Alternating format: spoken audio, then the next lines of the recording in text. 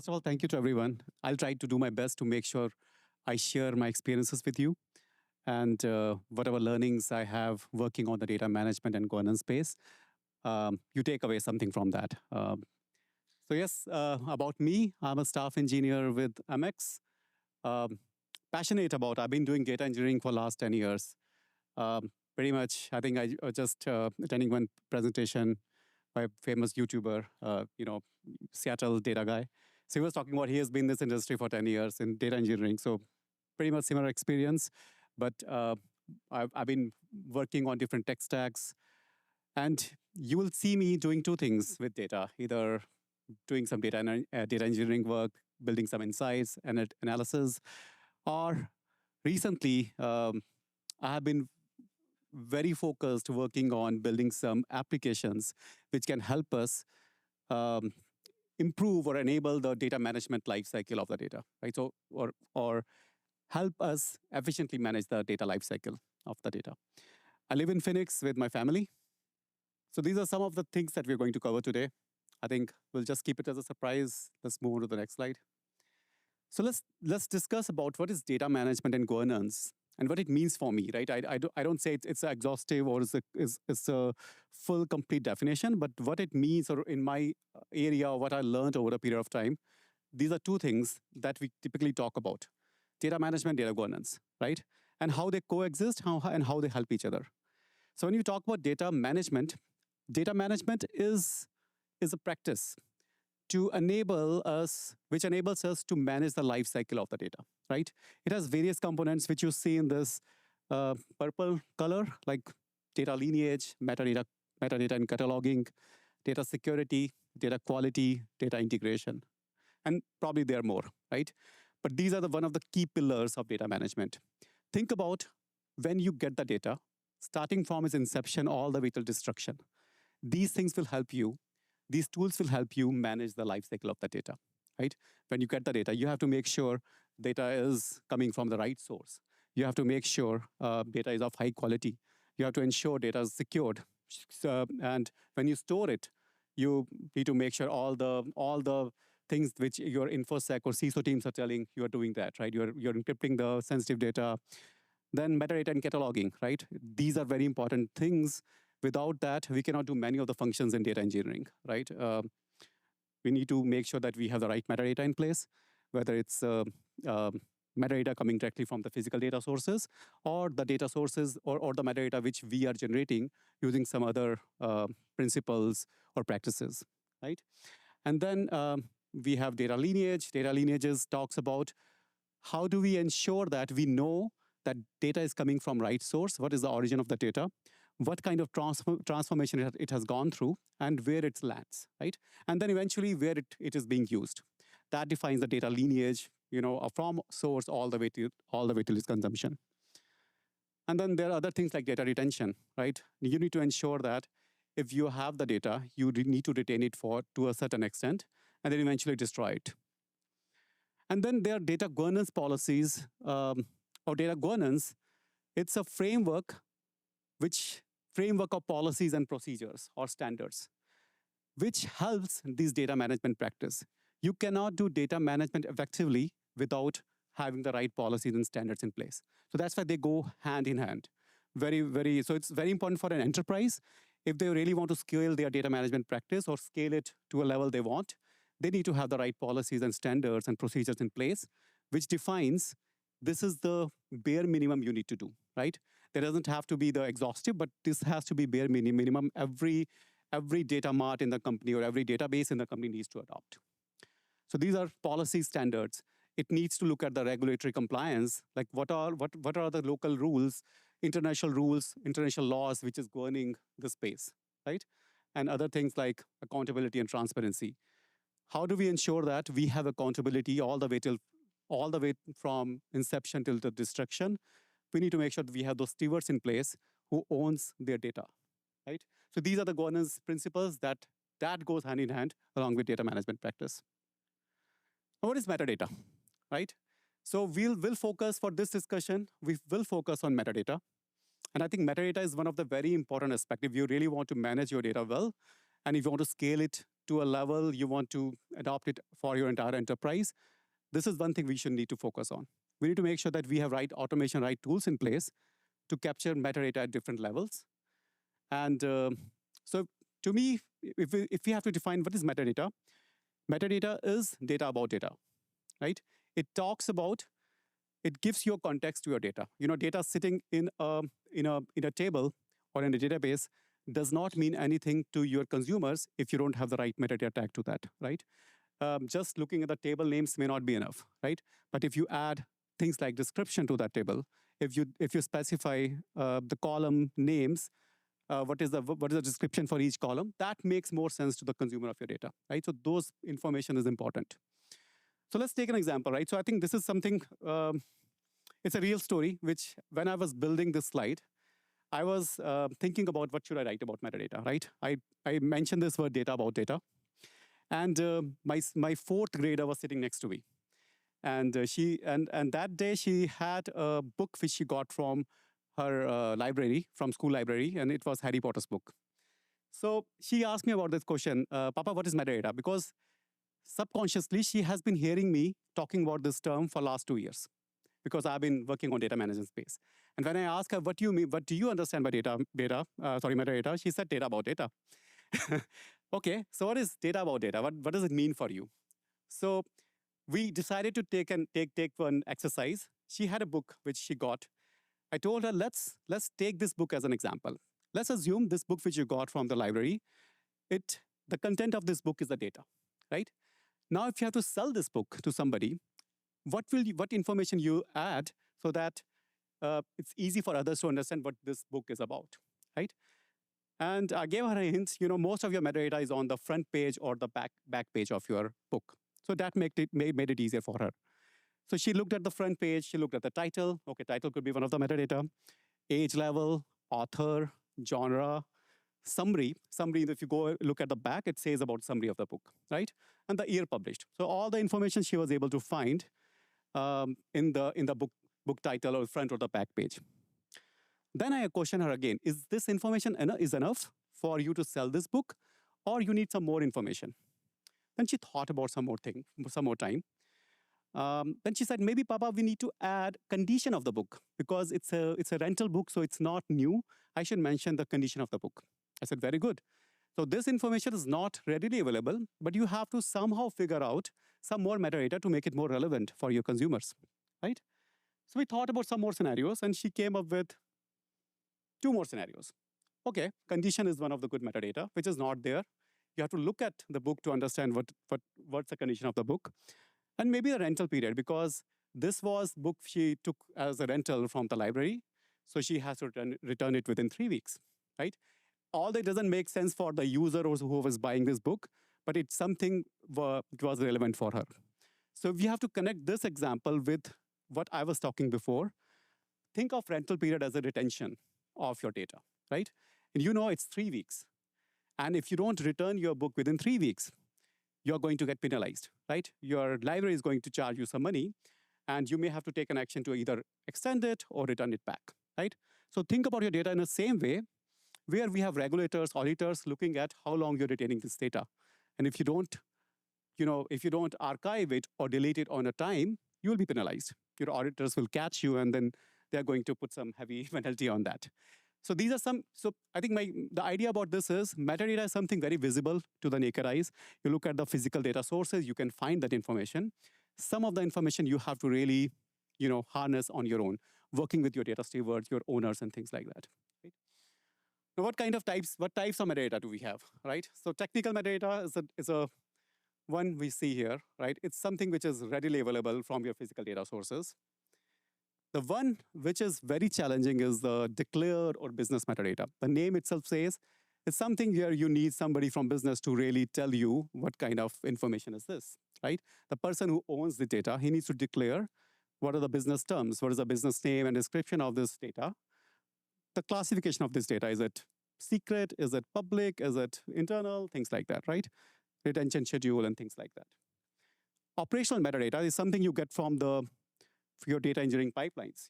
What kind of transformation this data has gone through, lineage of the data, scheduling, how often this data is getting refreshed in your data mart, What are the other places like where you have to look at the data, like what are the impacted countries for which your data is, is hosted. For example, let's say your your some specific data or table is dealing with um, European Union data, right? So you need to probably tag the data appropriately, saying, hey, these are the countries which is where the data is being used. And then other thing is monitoring metadata, which talks about typically where you need some kind of scanners or some kind of intelligence to understand what kind of data is that. Is it things like PI detectors to identify columns which are sensitive in nature, right? There are a lot of third-party tools which is there in the market which can help you detect that. Your DQ validators to understand whether your data is of really high quality. And these are some could be data engineering pipelines which you run against your data and understand the quality of the data, right? Comparing against some rules and policies. And then retention checks, right? Ensuring that data is being retained within the given time frame, right? Now, why is this important? I think you would say if you're building a data product, obviously metadata is going to be really important because that it will provide you a good context, improves your discoverability of the data. If you're using it for LLMs, that context is really going to help you LLMs to decide what data product they have to use.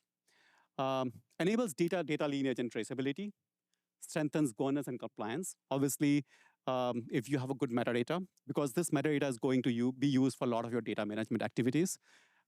If you need to really understand when you want to retain or when you want to delete some data, you need to understand the retention schedule of the data, right? So that's metadata you need. If you really want to tell your users, hey, this data is really trusted, you probably want to put some data quality scores against your data. It supports automation and observability in terms of enabling AI agents, enabling your AI ML models and things like that. And it drives trust and data literacy, right? This additional context, the semantic layer that you're going to build with the metadata is going to make it more trustworthy and obviously bring the data literacy culture among your organization.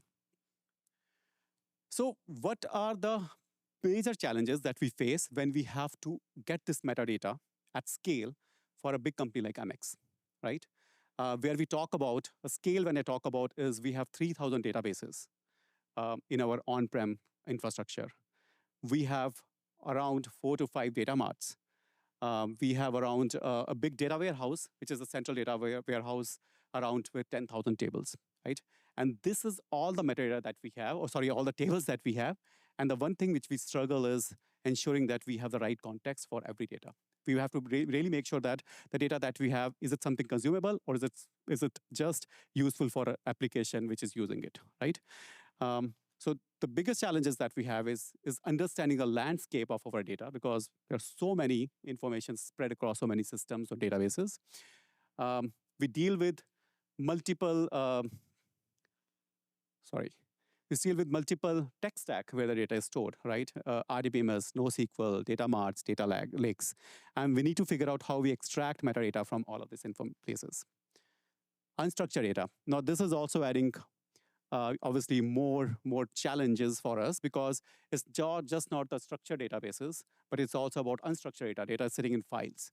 Data is sitting in images, videos, right? Chat, and so many places, right? Which is so unstructured in nature. It's very difficult to understand what kind of information is that.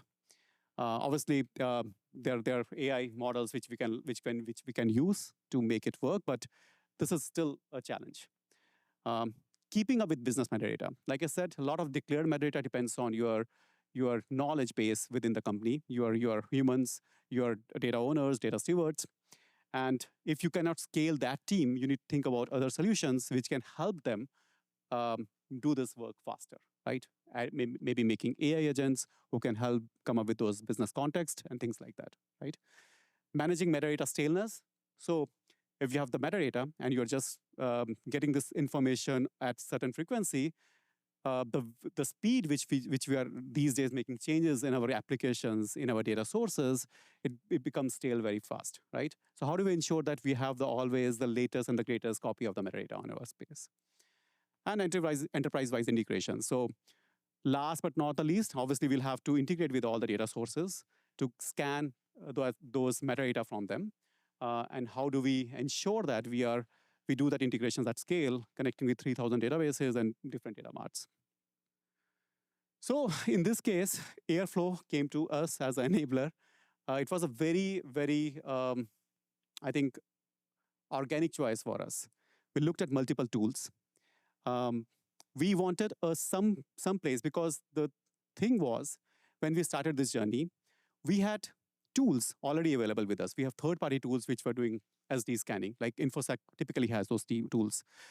We had tools, some tools which were built by different teams. They are doing the data quality checks. We had a catalog in our company which had scanners for different, which can connect to different databases and get the metadata out of that, right? We also have built some AI agents which can actually help us build some of the business metadata by looking at some of the taxonomy that we already have built and established over a period of time, right? And we also wanted a way for us to integrate with our custom scanners, custom solutions, which can run in a single pipeline, in the same pipeline. So Airflow, because of all the things it can enable us, we built pipelines using Airflow tags, right? So we have one templated pipelines, which we try to use for all of our metadata pipelines. We have metadata scanners. A lot of the scanners, we converted them as operators. So operators are kind of becoming, are the wrapper over the third-party scanners or the open source scanners or the custom scanners which we have built. So many of those operators became enablers for us to use those scanners. We integrate a lot of the third-party scanners, which is coming from the tools, invoking them as APIs. And then we are also able to integrate many of the open source tools with our pipeline. And this is how our metadata workflow look like. So if you look in the left, you see all the data sources from which we are sourcing this information. So we have relational databases, we have metadata stores. A lot of data marts in our system, they have their own metadata stores where they maintain all the information. We have NoSQL databases, we have file stores, we have reports, data warehouses. So we're going and connecting to all of the systems. So there are metadata scanners, metadata operators, which have been built for each kind of technology, either leveraging existing scanners or building something new. And then this pipeline then takes us through all the steps. So we first get the information from these scanners, we standardize them, enrich them, then we identify any changes which has happened, because most of the system, when we scan everything, right? So day one, we scan everything. Day two, we scan everything. Then here we identify what has changed in 2 days, right? And then we get those delta and publish those events to our metadata catalog. And that information, then we always have the latest and greatest information over here. And then these change events we also publish to our message queue so that consumers who are interested in consuming this information, they can adopt it. So this is how this metadata workflow has been built. And these are some of the custom Airflow operators that we have built. By looking at the names, you'll see here we have a metadata operator for Postgres, we have BigQuery metadata operator, we have Cassandra, we have file metadata operator, etc. So these are operators built based on the technology they are hitting and scanning and getting the metadata out of it. Then we have simple integration operators, which connects to some of the metadata stores. Like we have a repository where we keep retention schedule of every databases. So we get that information from there. We have a DQ rules operator from which we actually scan all the DQ rules running in our enterprise and tag it against our tables. So we know for every table what all the rules which has been running and also the scores of the quality. So this helps us understand, rules as well as the score or the quality score of those tables. So users can see for themselves whether it's a good quality or a bad quality data. Then we have some other information, some other integration operators where we are getting information about the applications who are owning those data sources. We have some data model operators where we're connecting with data modeling tools like Irwin, Accolade, and getting the logical data model from there. And then we have some of the scanning tools, right? Data profiling tools, which actually connects to the data sources and scan the information and extract information out of that. So balance and check operators. We have PI scanning operators. We have DQ checks operators, right? So a lot of these operators have been built, custom built, adopted through a third-party open source code. So they have been built that way, and we are using those operators for data profiling. So what are the benefits we saw as we're adopting this, Airflow-based solution, it obviously helps us to add new additional data sources very easily. We can add them as a custom operators, and even the DAG creation is very easy for us. We have a simplified integration of additional scanners, right? It really simplifies it because we can always add the additional scanners as a metadata operators. It scales effectively to meet enterprise level demands. We can easily scale it and run it in an HA model and things like that. It facilitates standardization and enforcement of metadata enrichment policies. Since we're running everything to a same pipeline, we can enforce the standardization and enforcement policy in a single pipeline instead of running it differently. And then it also provides us a common monitoring ground or single pane of truth for all the metadata pipelines that we have been running in the enterprise. Now, how Airflow 3 will make it better? Right now, a lot of our pipelines are schedule-based. We are looking forward to event-based triggers, and we're trying to tap onto events coming from our GitHub pull request, events coming from anytime there is a ETL job which has completed, using those events to refresh our metadata pipelines. Offloading scanning to remote agents using task execution interface. Some of our agents we cannot directly connect, so like a mainframe kind of data source where we cannot connect our Airflow-like operators. We are thinking of experimenting if we can run this task execution interface or these remote agents running on the mainframe and get the metadata out of that. Task SDK builds scanners in different languages. And other thing which is recently launched, and I think this is really going to help us, human-in-the-loop operators, where we are going to get data stewards in the pipeline and help us visualize if you observe any anomaly in our data pipelines. So they can come and see whether this pipeline should go forward or not. And conclusion is, yeah, it definitely enables scalable and robust orchestration for metadata pipelines. Custom operators gives flexibility to add new scanners easily. We can scale it to our production workloads as it's increasing. And we're definitely looking forward to adopting two new Airflow 3.x features, which is definitely going to make this solution even better.